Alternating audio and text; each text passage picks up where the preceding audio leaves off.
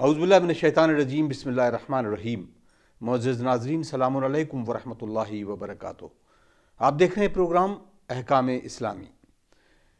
آپ سے گزارش ہے کہ آپ دیے گئے نمبر پر اپنے سوالات ہم تک پہنچائیں اور انشاءاللہ ہم اس کے بہتر جوابات آپ تک پہنچانے کی کوشش کریں گے۔ ہماری سعادت ہے کہ ہمارے ساتھ اس وقت پھر موجود ہیں حجت الاسلام والمسلمین علی جناب مولانا مصطفیٰ علی خان ادیب الہندی صاحب قبلہ۔ آئیے ان کا استقبال کرتے ہیں اور اس گفتگو کا آغاز کرتے ہیں۔ السلام علیکم آغا۔ علیکم السلام ورحمۃ اللہ۔ آغا، وصیت کے بارے میں کئی سوال ہیں اور اس کو لے کر یہ ہے کہ جب انسان کے لیے کہا جاتا ہے کہ وہ ضروری نہیں ہے کہ وہ موت کے ٹائم یا وہ ایسا وقت ہو کہ جو وہ بزرگ ہو جائے یا بہت زیادہ ایج میں پہنچ جائے، وصیت ہمیشہ لکھتے رہنا چاہیے، تو اس کے پر ذرا تفصیل سے فرما دیجئے تاکہ لوگوں کے لیے بھی وصیت کے بارے میں جو تمام شک و شبہات ہیں وہ دور ہو جائیں۔ اعوذ باللہ من الشیطان الرجیم، بسم اللہ الرحمن الرحیم، الحمد للہ رب العالمین، وصلی اللہ علی سیدنا محمد وآلہ الطیبین الطاہرین۔ انسانی امور میں جو بہت ایک اہم اور انسانی زندگی سے تعلق رکھنے والی ایک بہت اہم چیز وصیت ہے۔ وصیت یعنی انسان کا اپنے مرنے کے بعد کے امور کے سلسلے میں گفتگو کرنا یا کسی سے کچھ کہنا۔ چونکہ وہ انسان کے مرنے کے بعد انجام دی جانے والی چیزیں لہٰذا وصی سے کہی جاتی ہیں، جو انسان کی وصیت پر عمل کرتا ہے۔ انسان کو چاہیے، جیسے کہ آپ نے اپنے سوال میں بھی اشارہ کیا، کہ انسان کو چاہیے کہ اپنی وصیت کو ہمیشہ آمادہ رکھے، اور اگر ضرورت پڑے تو اس کو تبدیل کرنا چاہے تو تبدیل بھی کرے، لیکن وصیت لکھ کے رکھے۔ یہ اس کا انتظار نہ کرے کہ مثلا عمر کے ہم کس سال میں پہنچ جائیں گے تو ہم وصیت کریں گے، ہم فلاں عمر میں پہنچ جائیں گے تو وصیت کریں گے، نہیں، کیونکہ پتہ نہیں ہے عمر کا۔ لہٰذا انسان کو چاہیے کہ اپنے امور کو مرتب کرتے وقت، اپنے معاملات کو سیٹ کرتے وقت وصیت کرے۔ مثال کے طور پر خمس کا جب حساب کتاب کر لے ہر سال، کیونکہ ہر سال خمس کا اسے حساب کرنا ہے، اسی وقت ایک وصیت بھی اپنی مرتب کر لیا کرے۔ اگر اس میں کچھ ترمیم ہے تو اگلے سال ترمیم کر دے گا۔ اس کا دو فائدے ہیں۔ اس کا ایک فائدہ یہ ہے کہ انسان موت کو یاد کرتا ہے۔ جب وصیت کر رہا ہے تو ظاہر سی بات ہے اپنے بعد کی بات کر رہا ہے، تو اس موت کو یاد کرنے سے انسان کے اندر عمل کرنے کی طاقت اور وقت کی قدر بڑھتی ہے، ایک فائدہ۔ دوسرا فائدہ یہ ہے کہ اس کے بعد کسی قسم کی کوئی مثال کے طور پہ لوگوں کے درمیان اختلاف اور کسی قسم کا مسئلہ کہ کیا کرنا تھا، انہوں نے کچھ کہا نہیں، کس طرح ہونا چاہیے، کہا ہونا چاہیے، کون سی معاملات کو کس طرح مرتب کرنا ہے، یہ سب وصیت کے ذریعے سے حل کیے جا سکتے ہیں۔ اگر وصیت انسان کرے گا تو وہ بہت سے کام ایسے ہیں جو وہ کر سکتا ہے۔ مثال کے طور پر اگر انسان کوئی امر خیر کرنا چاہتا ہے، حالانکہ رسول اکرم صلی اللہ علیہ وآلہ وسلم کی تاکید ہے اور روایات مفصلہ ہیں اس سلسلے میں کہ اگر انسان اپنی زندگی میں امر خیر انجام دے تو اس کا ثواب کہیں زیادہ ہے وصیت کرنے کے سلسلے سے، یعنی خود سے کرنے کا ثواب کہیں زیادہ ہے، بعد میں اگر اس سے زیادہ بھی دے رہا ہے تو اتنا ثواب اس کو حاصل نہیں ہوگا۔ روایت میں ملتا ہے کہ ایک شخص نے رسول اکرم صلی اللہ علیہ وآلہ وسلم سے وصیت کی تھی کہ میرے مرنے کے بعد اتنا مال آپ میری طرف سے صدقہ کر دیں۔ بہت زیادہ کھجوریں تھیں، بہت زیادہ کھجور تھی جو صدقے میں آپ کو لوگوں میں درمیان تقسیم کری، وصیت کی تھی رسول اکرم کو، رسول اکرم سے وصیت کی تھی۔ اس کا انتقال ہوا، انتقال کے بعد اس کی کھجوروں کے جو گودام یا جہاں بھی وہ رہی ہو، رسول اکرم نے وہاں جا کر وصیت پہ عمل کرتے ہوئے ساری کھجوریں جو ہیں لوگوں میں تقسیم کر دیں۔ اس کے بعد رسول اکرم نے فرمایا، بہت زیادہ کھجوریں تھیں وہ، رسول اکرم نے فرمایا کہ اگر یہ شخص اگر اپنی زندگی میں اپنے ہاتھ سے اس ایک کھجور کو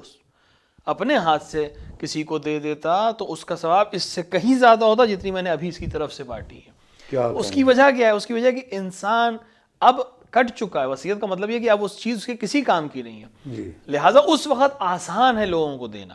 لیکن جب زندہ ہوتا ہے انسان تو اپنے ہاتھ سے اپنے ہی مال کو جدا کرنا، کسی کو دینا زیادہ سخت ہوتا ہے۔ بعد میں تو اس کے کسی کام کا ہے نہیں، اس نے وصیت کر دی کہ اس وقت دے دیا جائے، پھر بھی ٹھیک ہے، بہت اچھا، ان لوگوں کے مقابلے میں بہت اچھا ہے جو صرف کسی کو دیے بغیر چلے جاتے ہیں۔ لیکن اگر انسان اپنی زندگی میں دیتا ہے تو چونکہ ابھی رغبت باقی ہے، ابھی دنیا کی طلب باقی ہے، دنیا کی کشش باقی ہے، اور وہ اس کو نظر انداز کرتے ہوئے دیتا ہے، لہٰذا اس کا ثواب خدا کے نزدیک کہیں زیادہ ہے۔ یہ اس لیے کہا کہ انسان اپنی زندگی میں بھی امور خیر انجام دینے کی زیادہ سے زیادہ کوشش کرے، لیکن اس کے ساتھ ساتھ ایک وصیت کو بھی مرتب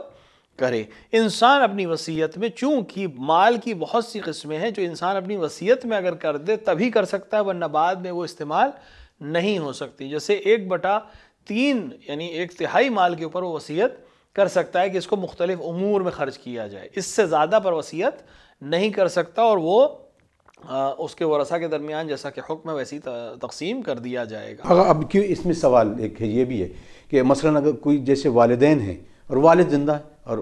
ان کے بچوں سے بالکل نہیں بن رہی ہے، آج کل کے اس دور میں ہوتا بھی ہے، بہت زیادہ ناراض ہیں، 3 بچے ہیں یا 2 بیٹے ہیں جو بھی ہے، بہرحال، اور وہ پوری اپنی جائیداد وقف کر دیں، اور اس میں یہ کہیں کہ وقف اس طرح سے کہ وہ علی الاولاد بھی نہ ہو، بالکل علی الخیر ہو، اور یہ لکھ کے جائے کہ اس میں متولی جو ہے تولیت ہمارے بچوں کو نہیں ملے گی، تو کیا ایسا ممکن ہے؟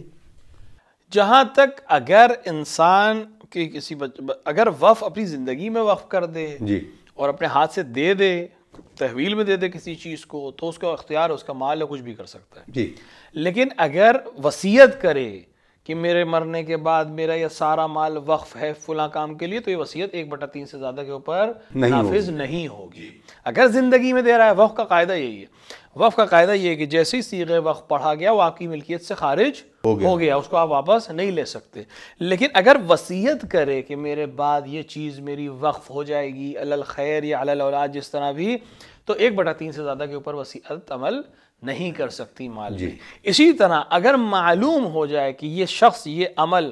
مرض الموت میں انجام دے صرف اس لیے کہ اس کی اولاد کو اور ورثاء کو نقصان ہو، تو وہ بھی قابل قبول معاملہ نہیں ہے۔ صرف 1/3 کے اوپر وصیت کر سکتے ہیں، باقی سارا مال جس طرح سے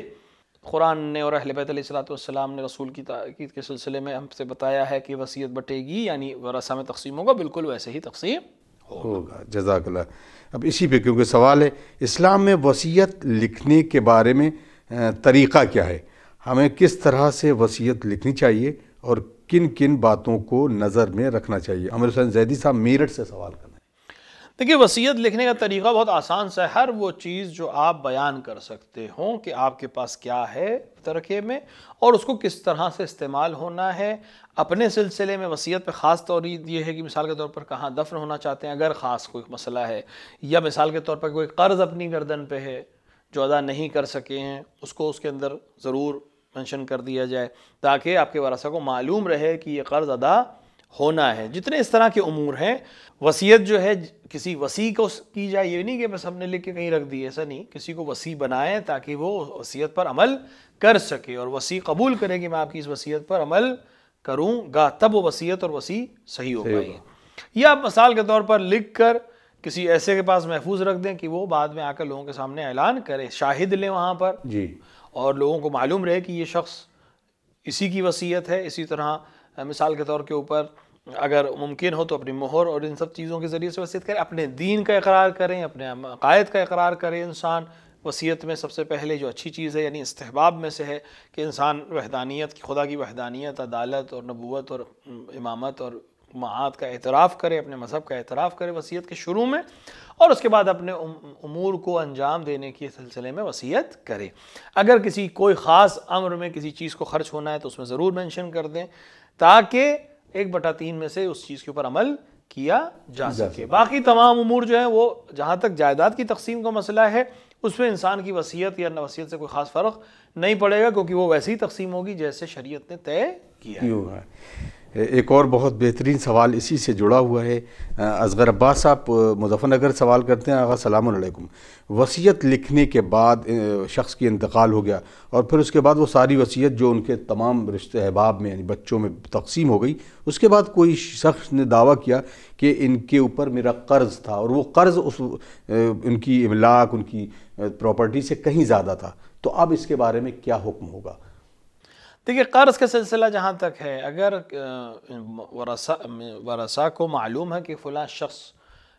قرض خواہ ہے اور قرض اتنا ہے میت کے اوپر، تو ان کی ذمہ داری یہ ہے کہ مال کے تقسیم سے پہلے قرض کو ادا کیا جائے گا، اس کے بعد بچے ہوئے مال کو تقسیم کیا جائے گا۔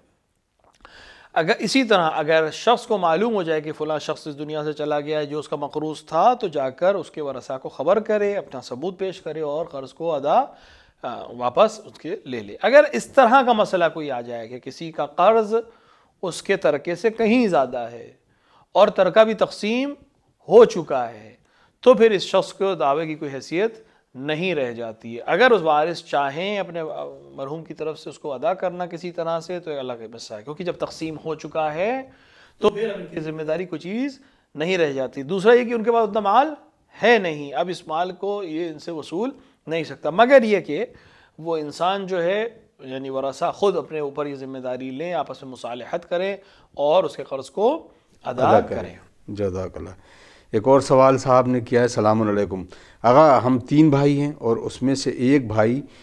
جائیداد میں سارے جو حصے ہیں وہ ہونا ہے 3 بھائیوں کے درمیان، لیکن ایک بھائی مرتد ہو گیا ہے، اس نے اپنے دین سے انحراف کر لیا ہے، تو کیا اس کو بطور میرے ایک بھائی کے اس کو جائیداد کا حصہ ملے گا یا نہیں؟ اگر کوئی شخص واقعاً مرتد ہو جائے، یعنی دین سے خارج ہو جائے، مذہب نہ تبدیل کرے، خود دین سے خارج اگر ہو جائے، اسلام کو چھوڑ دے، تو وہ مسلمان کا وارث نہیں ہو سکتا ہے۔ لہٰذا اگر اس طرح کوئی عمل انجام دے تو پھر وہ وراثت میں، مسلمان کی وراثت سے اسے کچھ بھی نہیں مل سکتا اور وہ وراثت کے تمام حقوق سے محروم کر دیا جائے۔ اب یہی وجہ ہوتی ہے، اکثر دیکھا جاتا ہے کہ دین کی کچھ خواتین جو غیر دین میں شادی کر لیتی ہیں، مذہب میں نہیں، غیر دین، اور وہ اپنے آپ کو، تو کیا وہ حق دختری بھی ختم ہو جائے گا؟ اس کے بارے میں کیا؟ اگر وہ شادی صرف کر لینے سے مسئلہ نہیں حل ہوگا، اگر خود اپنے دین پر باقی ہیں، جی، اگر اس نے شادی کسی اور سے کر لی ہے لیکن دین پر باقی ہے اور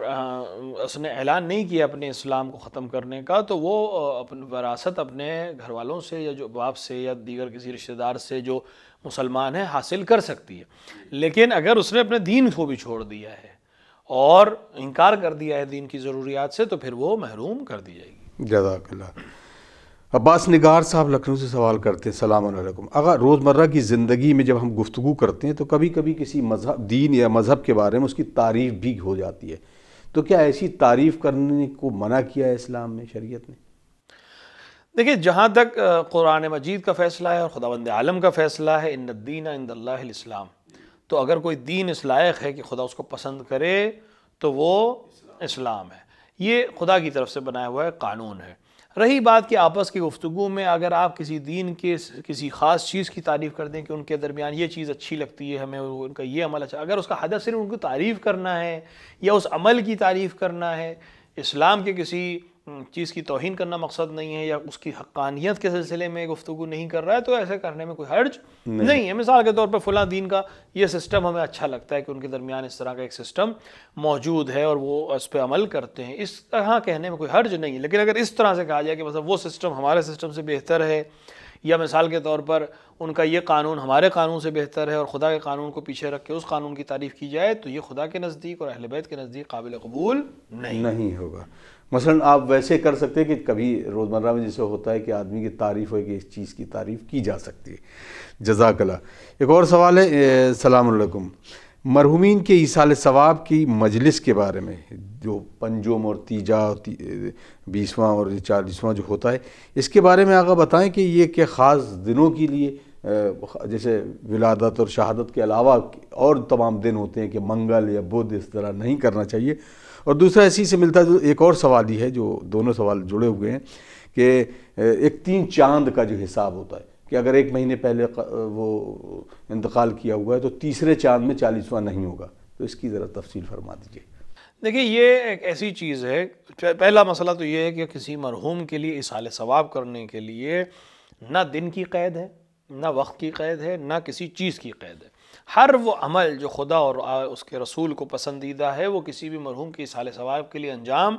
دیا جا سکتا ہے۔ من جملہ جو سب سے بہترین عمل ہے وہ مجلس عزائے سید الشہداء علیہ السلام ہے، کہ جس کا ثواب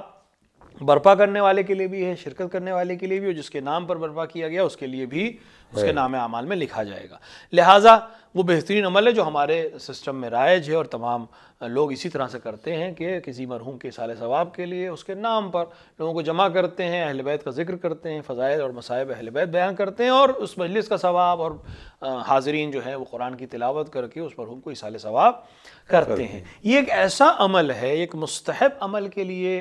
جب تک وہ کسی اور چیز سے نہ ٹکرا رہا ہو، نہ اس کے لیے کوئی وقت معین کیا جا سکتا ہے، نہ اس کے لیے کوئی قید لگائی جا سکتی ہے۔ یہ جو مسائل ہیں خصوصاً بر صغیر میں، خصوصاً ہندوستان میں، وہ بھی ہم اگر کہیں تو نارتھ انڈیا میں خصوصاً یو پی اور بہار اور اس طرح کے علاقوں میں یہ چیزیں زیادہ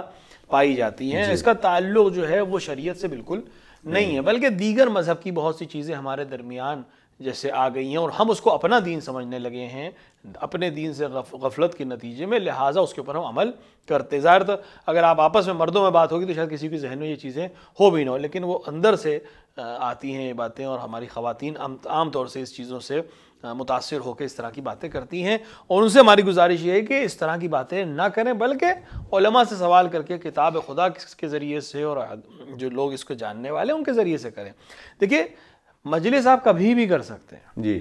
امام حسین علیہ السلام کا ذکر کبھی بھی کیا جا سکتا ہے، عرش سے لے کے فرش پر ہر جگہ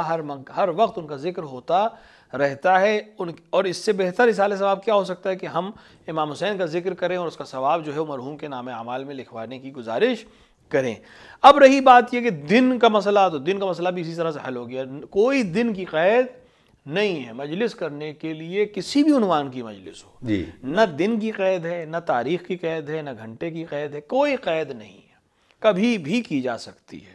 اور یہ جو چیزیں ہیں میں نے عرض کیا کہ یہ دیگر مذاہب سے ہم نے اختیار کر لی، اور اس کے اندر پھر ہر قوم، ہر کمیونٹی اور ہر خاندان نے اپنے حساب سے ایک اور چیز اپنی طرف سے لگا دی کہ ہمارے گھر میں ایسا نہیں ہوتا اور ہمارے خاندان میں ایسا نہیں ہوتا، تو ہم کسی کے گھر، کسی کے خاندان، کسی کے دادا اور کسی کے نانی کے مذہب پر نہیں چل رہے ہیں، ہم رسول اکرم صلی اللہ علیہ وآلہ وسلم کے دین پر چل رہے ہیں، امام جعفر صادق علیہ السلام کے مذہب پر عمل کر رہے ہیں، ائمہ ہمارے پاس ہیں جنہوں نے ہمیں تعلیم کیا ہے، علماء ہمارے سر پر سرپرستی کر رہے ہیں، ان کی اجازت سے ان کے بتائے ہوئے راستے پر ہی ہمیں چلنا ہے۔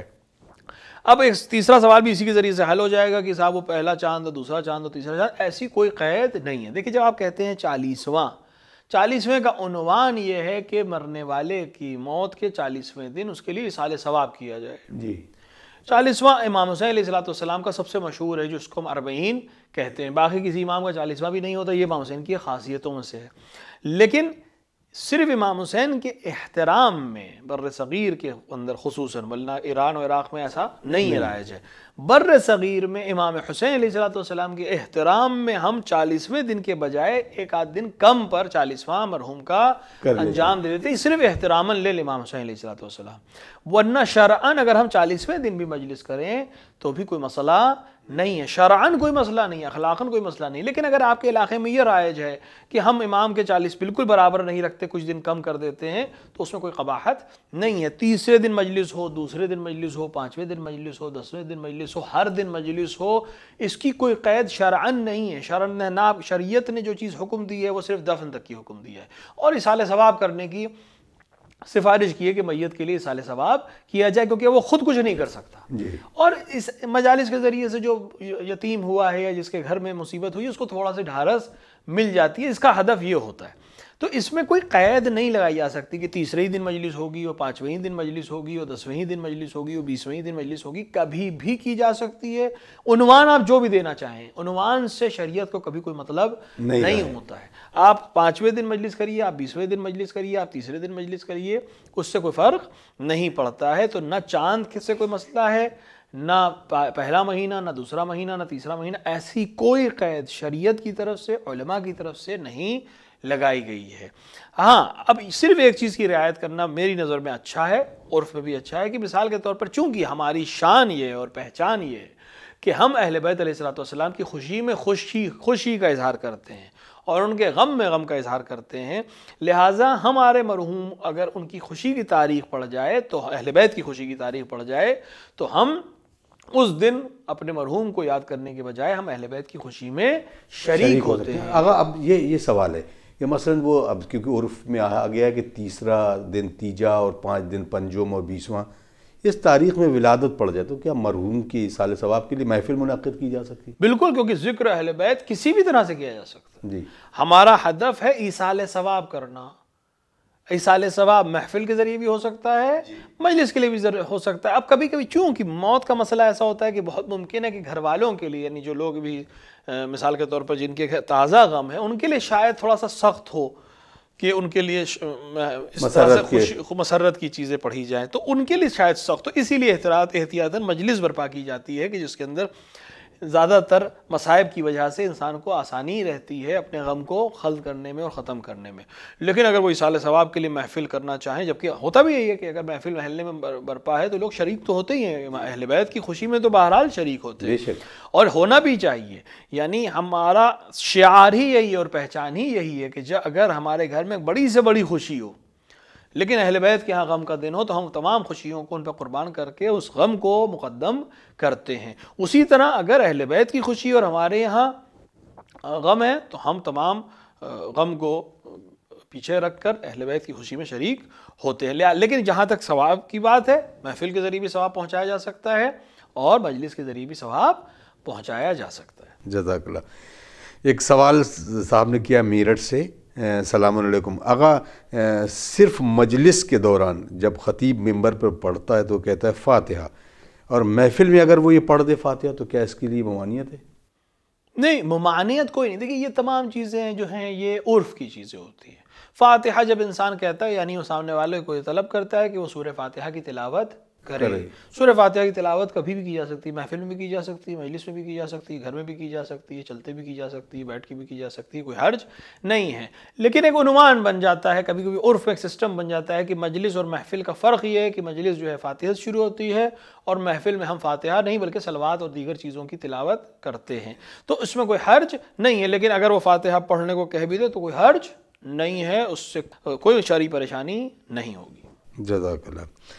نماز کے سلسلے میں سوال کیا کہ اگر نماز کے دوران رکن میں کوئی رکن بھول جائے، یعنی اس میں سہون نہیں اور آمدن نہیں، مطلب بھول جائے کوئی، تو اس میں کیا نماز کو دوبارہ پڑھنا ہے یا اس میں سجدہ سہو کیا جا سکتا ہے؟ دیکھیے نماز میں کچھ چیزیں رکن ہیں، کچھ چیزیں جو ہے نماز شرائط میں، کچھ چیزیں نماز کے لیے کچھ چیزیں جو ہیں وہ رکن کی حیثیت رکھتی ہیں. یعنی اگر وہ جان بوجھ کر چھوڑ دی جائیں جی تو نماز باطل ہے، بھول کے بھی چھوڑ دی جائیں تب بھی نماز باطل ہو جائے گی. یعنی اگر انسان نیت نہ کرے، نیت رکن ہے، بھول کر بھی اگر نیت نہ کرے تب بھی اس کی نماز باطل ہو جائے گی، اسے پھر سے پڑھنی پڑے گی.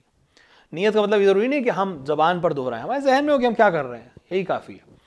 یا اسی طرح تکبیرۃ الاحرام کہنا ضروری ہے. قیام قبل از رکوع، جی رکوع سے پہلے کا قیام یہ رکن ہے نماز کا. اگر یہ انجام نہ دیں تو انسان کی نماز باطل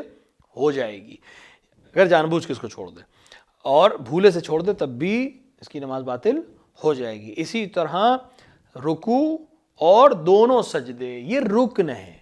ان میں سے اگر ہم نے کم اور زیادہ کر دیا تو نماز باطل ہو جائے گی، چاہے جان بوجھ کے کریں چاہے بھول کر کرے. تو اگر بھول کر رکن نماز کو چھوڑا ہے تو نماز باطل ہے، دوبارہ پڑھنی پڑے گی. جزاک اللہ. ناظرین آپ دیکھ رہے ہیں پروگرام احکام اسلامی، اور آپ سے پھر گزارش ہے کہ آپ دیے گئے نمبر پر اپنے سوالات ہم تک پہنچائیں اور انشاءاللہ اس کے مثبت جوابات آپ تک پہنچائے جائیں گے. آپ سے پھر گزارش ہے کہ اس طرح کے پروگرامز جس کا ہدف یہ ہوتا ہے کہ لوگوں تک تعلیمات معصومین اور احکام کے تمام وہ مسائل آپ تک پہنچائے جائیں، اس میں آپ کے تعاون کی اشد ضرورت ہے. دیے گئے ڈسکرپشن پر جو آپ کے ٹی وی اسکرین پر چل رہے ہیں اس پر ہمیں آپ اپنی مالی امداد بھی پہنچا سکتے ہیں. ناظرین اکرام، یقیناً آپ کے اس امداد کرنے کی وجہ سے نہ صرف اس طرح کے پروگرام بلکہ اور بہت سارے پروگرامز ہیں جو تعلیمات معصومین کی ترویج کرتے ہیں. تو ہم امید کرتے ہیں کہ آپ ہمیں ضرور اپنی دعاؤں میں بھی یاد رکھیں گے اور ہمیں اس امداد کے لائق بھی سمجھیں گے. انشاءاللہ ہم پھر آپ سے ملاقات کرتے ہیں اگلے ایپیسوڈ میں کچھ اور سوالوں کے ساتھ، کچھ اور موضوعات کے ساتھ. تب تک کے لیے اپنے میزبان اطہر کاظمی کو اجازت دیجیے. والسلام علیکم ورحمۃ اللہ وبرکاتہ. اللہم اجل ولیک الفرج.